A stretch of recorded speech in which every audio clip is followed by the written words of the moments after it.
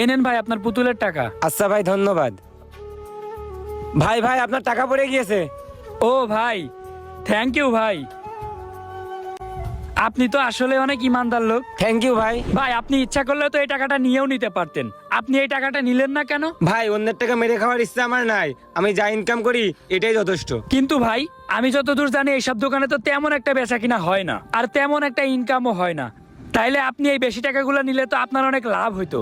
আপনি তো টাকাগুলো নিয়েও নিতে পারতেন, আপনি আমারে ফেরত দিলেন কেন? না ভাই, অন্যের টাকা মেরে খাওয়ার ইচ্ছা আমার নাই। আপনার কথাটা শুনে অনেক খুশি হলাম। আপনার মতো ইমানদার লোক তো বর্তমান সমাজে পাওয়াই যায় না। ঠিক আছে ভাই, ভালো থাকবেন। আচ্ছা ভাই। উপস, প্রচুর গরম লাগছে বুঝছিস বন্ধু, এইখানে একটু দাঁড়াই। এই ভাই কিছু টাকা লাগবে, টাকা দাও তো। কেন, তুই আবার হঠাৎ করে টাকা কি করবি? আরে আমরা ফ্রেন্ডরা মিলে পার্টি করবো, টাকা লাগবে, টাকা দাও। তো